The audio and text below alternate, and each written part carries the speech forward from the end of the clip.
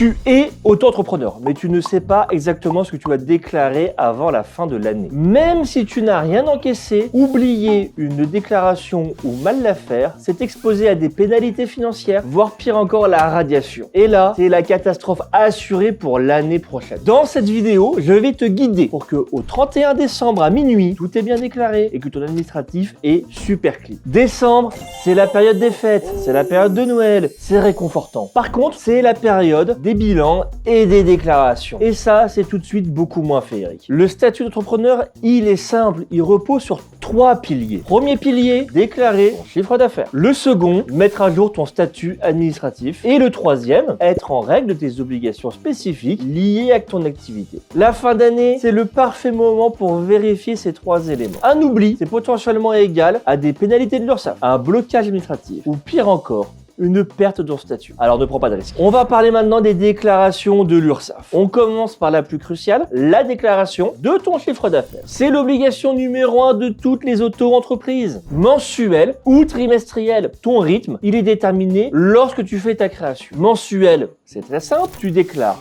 chaque mois tout ce qui concerne le mois précédent. Trimestriel, tu déclares tous les 3 mois, janvier, avril, juillet, octobre, ce qui concerne les 3 mois précédents. Ce que tu dois donc faire au 31 décembre. Moi, je te conseille de repasser sur toute l'année, de reprendre toutes tes déclarations pour vérifier que tu n'as rien oublié de toute l'année. Comme ça, ta déclaration de janvier, elle est parfaitement clean. Ça te coûte rien à part un peu de temps. Si tu n'as rien encaissé, 0 €, eh bien, tu fais quand même une déclaration qui dit « Je n'ai rien encaissé, 0 €. L'URSSAF considérera toujours l'absence de déclaration comme une faute. Ce que tu déclares exactement, ne l'oublie pas, c'est ton chiffre d'affaires encaissé. À ne pas confondre avec ton chiffre d'affaires facturé. Crois-moi, je te souhaite que ton encaissé soit égal à ton facturé. Je te récapitule les 5 risques qui sont liés à une déclaration tardive ou une absence de déclaration. Petit 1, pénalité. Petit 2, majoration. Petit 3, suspension de ton compte URSSAF. Petit 4, mise en demeure. Et petit 5, risque de radiation en cas d'absence prolongée. Maintenant, on va voir ton statut.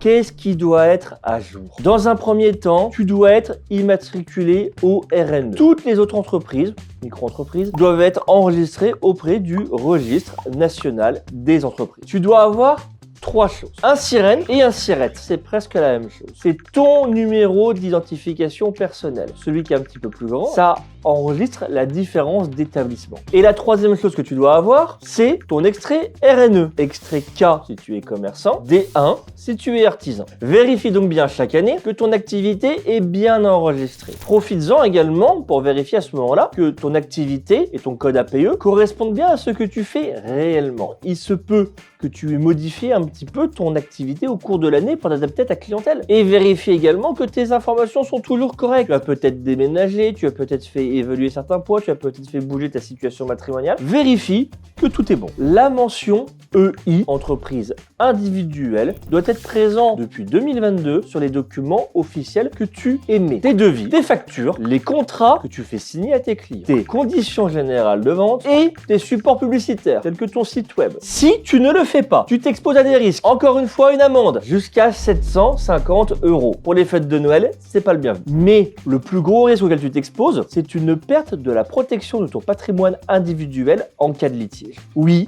le statut de EI te protège. Une autre question administrative que tout le monde se pose. Dois-tu avoir un compte bancaire dédié? Si tu démarres et que tu fais moins de 10 000 € de chiffre d'affaires 2 années consécutives, eh bien non. Tu peux continuer à utiliser un seul et unique compte bancaire personnel qui est ton compte courant. Si par contre tu as fait plus de 10 000 € 2 années consécutives, disposer d'un compte bancaire est une obligation pour ta micro-entreprise. Un compte personnel suffit. On n'est pas obligé de parler de compte professionnel. Maintenant, on va voir les obligations spécifiques à ton activité. Beaucoup d'auto-entrepreneurs les oublient, elles sont pourtant bien obligatoires, ça dépend de ce que tu fais. Le médiateur de la consommation. Obligatoire si tu vends à des particuliers, même si tu n'es pas e-commerçant. Tu dois adhérer à un médiateur agréé. Il doit être clairement identifiable dans tes conditions générales de vente. Et surtout, tu dois pouvoir prouver ton adhésion. Si ton activité fait partie des SAP, service à la personne, c'est-à-dire ménage, aide scolaire, activité de nettoyage, et j'en passe et des meilleurs, tu dois adhérer à Nova, N-O-V-A. Et ça va te permettre d'être en conformité par rapport au CESU. Et c'est tout simplement grâce à cela que tes clients vont pouvoir obtenir un crédit d'impôt de 50%. Sans déclaration, tes clients n'auront le droit à absolument aucune réduction fiscale. Et je peux t'assurer que tu vas perdre tes clients et tu vas créer une grande insatisfaction. Les autres activités réglementées, et il y en a plein, on ne pourra pas faire malheureusement une liste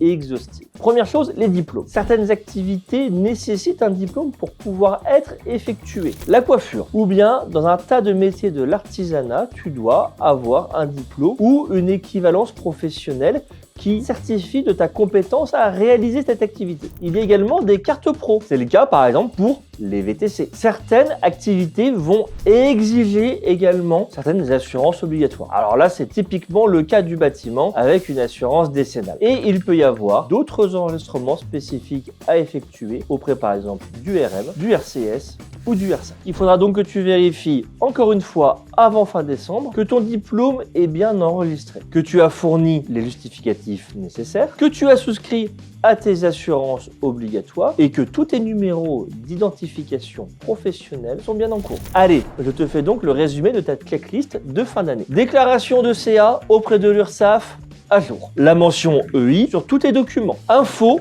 RNE/SIRET correct. Un compte bancaire dédié, si plus de 10 000 € sur 2 années d'activité. Un médiateur de la consommation adhéré, si tu vends à des particuliers. Déclaration SAP, si applicable. Toutes tes assurances obligatoires souscrites. Et en cas d'activité réglementée, diplôme, carte pro, adhésion. Maintenant, grâce à cette vidéo, tu sais exactement tout ce que tu dois savoir pour que ton auto-entreprise soit super clean et parfaitement dans les règles pour la fin de l'année. Mais c'est avant tout pour démarrer une nouvelle année sur les chapeaux de roue. Si tu veux une vidéo sur comment bien démarrer ton année 2026, ou bien si tu as des questions sur cette vidéo, je te laisse mettre un commentaire en dessous de cette vidéo.